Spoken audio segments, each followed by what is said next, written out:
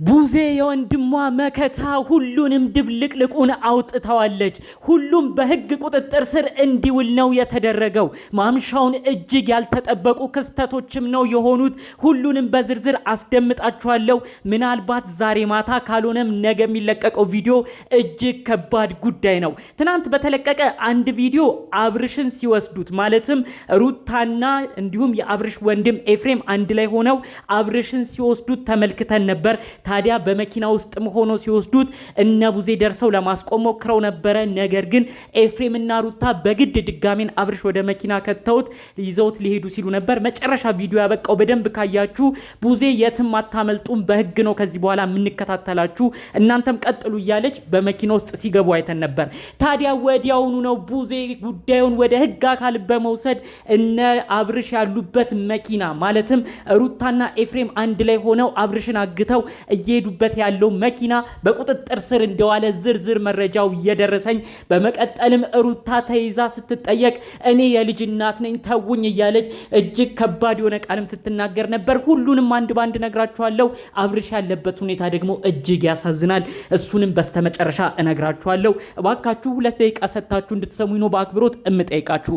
ሰላም ጤና ይስጥልን ውድ የሀገሬ ልጆች፣ በየዓለም ሀገራቱ የምትገኙ የአብርሽ መፍዘዝ አስጨንቋችሁ አብርሽ ወንድማችን ሳቅህ ናፈቀን የምትሉ የሰው ሳቅ እንደዚህ የሚያስደስታችሁ የሰውን ሳቅ እንዲህ በናፍቆት የምትጠብቁ ውድ ቀን የሀገሬ ልጆች በያላችሁበት ሰላማችሁ ይብዛልኝ። እኔ ወንድማችሁ ዛሬ የሰላም የደስታ ዜና ነው ይዤላችሁ የመጣሁት። እባካችሁ ይሄ ቪዲዮ ላይክ ያስፈልገዋል፣ ብዙ ሰው ጋር እንዲደርስ ላይክ አድርጋችሁ ጀምሩ። ቀጥታ ይዤ ወደ መጣሁት ዝርዝር መረጃዎች ነው እማመራው። ትናንትና ያለቀው ቪዲዮ ልብ አንጠልጣይ በሆነ ጉዳይ ነው። ከዛ በኋላ ያለውን ክስተት ታዲያ እዛ አካባቢ ያሉ ሰዎች አድርሰውኛል። የሚገርመው የአብርሽ ወንድም ኤፍሬም መኪናውን ይዞ የወንድሙን መኪና እየተዝናና ነው እንግዲህ አብርሽን ጭኖ ሩታንም ጭኖ ከሀገር ሊያስወጣቸው። በመቀጠልም በዛ መኪና እንደፈለገ ሊዝናናም እንዳሰበ ቀድሞ መረጃው የደረሰኝ። ታዲያ እንግዲህ ይሄንን በሚያደርጉበት ወቅት ቡዜ ወዲያውኑ ነው ወደ ተለያዩ የህግ አካላቶች ጋር እንደደዋወለች ዝርዝር መረጃውን የሰማሁት ማለት ነው። ታዲያ እነዛ የህግ አካላቶች የነ ኤፋን መኪና እንዳስቆሙ ነው መረጃው የደረሰኝ። ይህ መረጃ ትክክል ከሆነ በውስጥ ያደረሰችኝ እህቴ ምንድን ያለችኝ፣ መኪናውን አስቆሙት፣ ኤፍሬምን አስቆሙት፣ በመቀጠልም ተጠርጥራችኋል፣ ሰውን በግድን ያገታችሁት እየተባላችሁ ነው፣ እስቲ ውስጥ ያለው ልጅ ይውጣን የተባለው። ከዛ እንግዲህ ይህንን እንዳገር ያደረጉት እነ ቡዜ ናቸው ጥቆማ የሰጡት። መኪናው በቁጥጥር ስር ዋለ። ታዲያ ከመኪና ውስጥ ሲወጣ አብርሽ እንደፈዘዘ ነው። የህግ አካላቶች ሁሉ ደንግጠው ይሄ ልጅ አይናገርም አይጋገርም ወይ ስምክ ማን ነው ሲባል አብርሽ ይላል። እንደፈዘዘ በደንብ ነው የሚያስታውቅበት። በቀላሉ በራሱን ችሎ እንኳን ራሱን ማስታወቅ አልቻለም። ቁም ሲሉት ይቆማል፣ ቁጭ በል ሲሉት ቁጭ ይላል። ይሄ ልጅማ እውነትም በጤናው አይደለም፣ እናንተ የት ነው የምትወስዱት ብለው ነው እንግዲህ የህግ አካላት የጠየቀው። ሩታ ታዲያ ቀደም እያለች ትመልስ የነበረው የልጅ አባት ነው፣ ምንም የተለየ ነገር የለም፣ መጥፎ ሰውም አይደለንም፣ ሰውም አላገትንም፣ የራሴው አካሌ ነው እያለች ስትናገር ነበር። ታዲያ የህግ አካላቶች የጠየቋት ዋነኛ ጥያቄ ነው፣ የራስሽ ሰው ቢሆንም የልጅሽ አባት ቢሆንም ይህን ግለሰብ ወዴት ነው የምትወስጂው ብለው ጠየቋት። በመቀጠል ሩታም ተርበተበተች።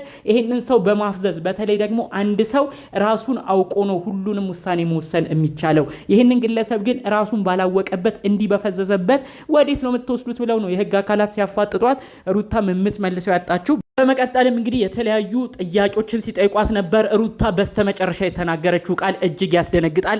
ጉዳዩ ይጣራ፣ ይሄ ልጅ እውነትም ፈዟል አልፈዘዘም፣ አንቺም እዚህ ውስጥ እጅሽ ካለበት ጉዳዩ ይጣራ ሲሏት እንግዲህ ሩታ ከዚህ በፊት እንደምትለው እባካችሁ እኔን ተውኝ፣ ምንም አላደረኩም፣ እኔ የልጅ እናት ነኝ፣ ይኸው ልጃችንን እንደምትመለከቱት ልጃችንን ታቅፍ ያለው፣ ስለዚህ ወዴት ነው ሊሄድስ የምችለው፣ ልጃችን ግድ ተንከባካቢ ያስፈልገዋል ብላ እንግዲህ ሩታ ተመልሳ እንግዲህ እነዚህን የህግ አካላቶች ተዋጥ ለጥያቄም እንዲወስዷት ነው ስትናገር አጠቃላይ መረጃውን የሰማሁት ማለት ነው።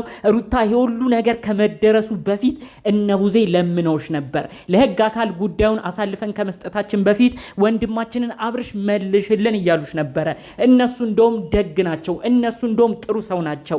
እነሱማ ከባድ ሰው ቢሆኑ ኖሮ ገና ፈዘዘ የተባለ ቀን ነበረ አንቺ ላይ የተለያዩ ህግ አካል ፖሊስ ጠርተው አንቺን የሚያሳስሩሽ።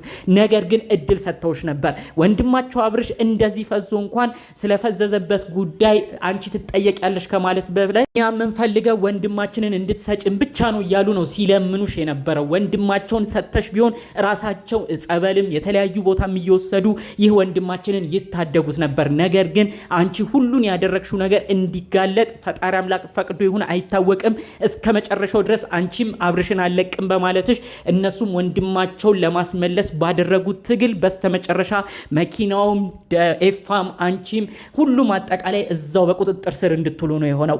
አብርሽ አሁን ላይ ትክክል እንዳልሆነ የህግ አካላቶችን በደንብ ለይተዋል።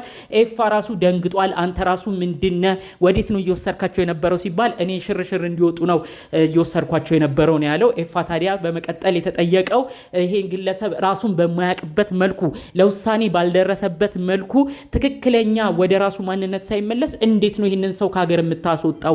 አንተስ ይህንን ሰው ወደ ውጭ እንዲወጣ አሽሸ እንዲሸሽ አድርገህ የምታረገው ነገር አለ ወይ? መኪናው የማን ነው እያሉ ሁሉ ሲያፋጥጡት ነበር። ኤፋ ራሱ የሚመልሰው አጥቷል። የሚገርመው ኤፍሬምን ደግሞ አሁን በውስጥ የሚደርሱ መረጃዎች ወንድሙ አብርሽና ሩታን ወደ ውጭ ከላከ በኋላ ይሄንን ትናንት ያየውን መኪና እንደ ልቡ ለመንደላቀቅ ኤፋ ራሱ ትልቅ ሐሳብ አለው ብለውም መረጃው የደረሰኝ ጉዳይ አለ። የአብርሽን መኪና ካያችኋት ነጯ መኪና ገና ከተገዛች 2 ዓመት በቅጦ አልሞላውም። አሁን ላይ ዋጋው ወደ 6 ሚሊዮን ነው። ቱክሰን ጄቱር የሚባል መኪና ነው። በጣም ውድ ነው። እስከ 5 እስከ 6 ሚሊዮን የሚሸጥ ነው። እሱም መኪና ለመያዝ ብዙ ጊዜ ኤፍሬም የሚገርማችሁ ነገር ከወንድሙ ጋር እንደሚጋጭ መረጃው እየደረሰኝ ነው። ሄርሜላ ራሱ አንድ ፍጭ ሰጥታ ነበረ። አብርሽ እኮ አምኖ መኪናው ለሌላ ሰው አሳልፎ ሰጥቶ አያውቅም። ዛሬ አንተ በመኪናው ሁሉ እየተዝናናህ ነው እያለች ስትናገረው ነበር። ኤፋ ምንድነው እቺ መኪናውን ለመያዝ በጣም ይፈልግ ነበር።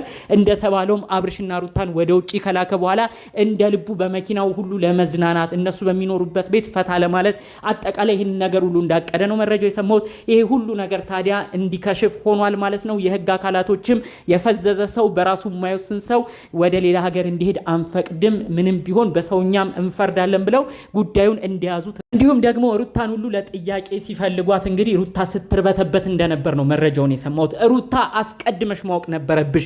አንድ ነገር ተንኮል ስታስቢ፣ መጥፎ ነገር ስታስቢ የልጅ እናት መሆንሽን ትዘነጊዋለሽ።